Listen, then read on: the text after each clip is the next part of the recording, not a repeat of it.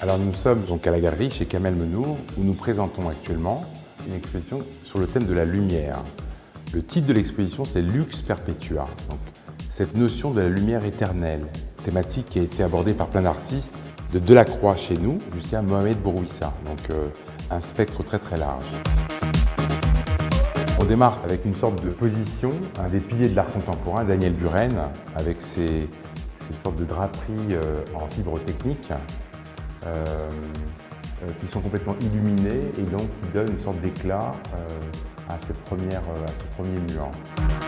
Cette œuvre est ponctuée par cette pièce de Michel François, en fait, tu vois, avec ces lampes en fait, où l'artiste a coupé les goulots et a rempli les ampoules de résine en retirant la membrane, donc la lumière sans la lumière.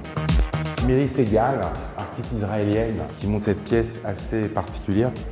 Elle compose avec un logiciel d'intelligence artificielle où en fait elle, par exemple, met My Boyfriend Just Left Me et le Cleverbot, donc ce logiciel d'intelligence artificielle, donc c'est sur la solitude, le monde virtuel, lui répond You had a boyfriend. Et donc il y a un mano à mano et Cleverbot termine par Nevermind. Donc c'est une sorte de miroir sur la lumière et sur le reflet de soi-même. La lumière n'est pas dans le sens littéral des choses.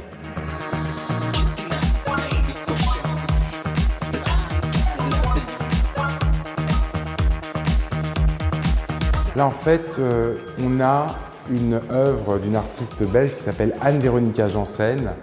Et son projet a été d'installer sur le toit de l'immeuble une caméra de surveillance qui filme 24/24 le ciel.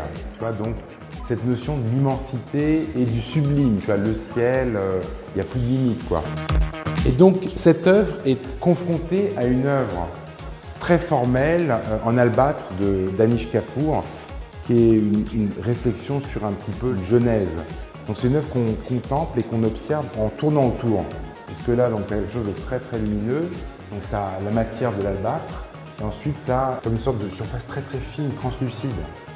C'est-à-dire qu'on rentre sur quelque chose de frontal et en tournant autour, donc le propre de la sculpture c'est ça, tu vas tourner autour et de voir quel est l'impact et qu'est-ce que ça te donne à te nourrir.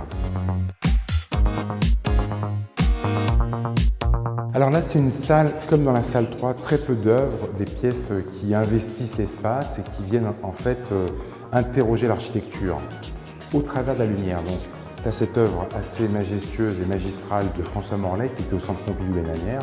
En fait, elle s'appelle Triple EX. Il joue volontairement sur ce côté presque érotique de l'espace, tu vois. Donc, entrecroisé, c'est une sorte d'investissement et de questionnement de l'architecture. Donc, 6 néons qui mesurent 4,50 m et qui sont complètement entremêlés comme ça et qui nous donnent à réfléchir de la notion de cet angle et de cette surface. Cette œuvre est en contact avec une œuvre de Pierre Soulages, donc des artistes très importants de l'histoire de l'art, en tout cas de l'histoire de l'art contemporaine. Donc le noir-lumière, l'outre-noir, tu vois, depuis 50 voire 60 ans, Soulages, bien obsessionnel, réinterroge le noir et la profondeur, la lumière du noir. Il n'y a pas que ce noir, tu vois ici par exemple le noir est opaque, là, le noir est complètement luisant, une sorte de perspective.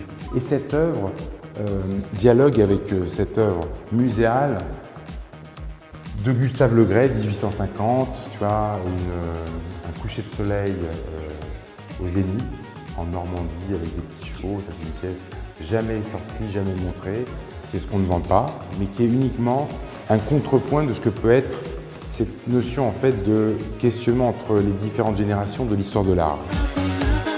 J'aime cette idée de Le Gray à Soulages, de Soulages à Morlet, et de Morlet à Dan Flaville, l'artiste américain, qui est certainement l'un des pionniers des 50, 60 dernières années qui a utilisé le fluo ou le néon pour intervenir et créer des sortes de sculptures lumière. Tu sais. Donc, elle vient en fait se poser dans ce coin et se voir de très loin en ligne de fuite. Voilà.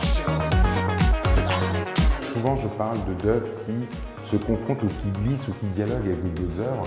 Et cette œuvre de Flaville est face Othello et Desdémone de Delacroix, une pièce qui n'est encore pas à vendre, mais qu'on nous a prêtée, qu'on a bien assurée, et où tu as en fait une sorte de scène d'opéra. Othello qui va vouloir en fait s'acharner sur Desdémone, et donc à la lumière ici.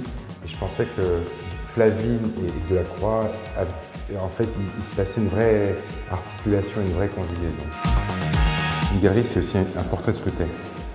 Transmettre et faire partager tes obsessions, tes envies, tes fantasmes. Après, parfois tu rates, hein. Tu peux être dans le projet et une chose arrive et voilà, ça ne marche pas, mais il faut constamment se remettre en action et essayer en tout cas de... Juste après, on présente Sia Itlando, l'artiste qui faisait le pavillon israélien à Venise ici. Donc elle va être très attendue puisque après, c'est sa première exposition après le pavillon. Donc tu vois, les gens vont regarder vraiment de manière très précise et très critique, hein, dans le grand sens du terme, qu'est-ce qu'elle va sortir. Voilà. Je ne dirais pas ce que c'est, mais en tout cas, elle est en train de...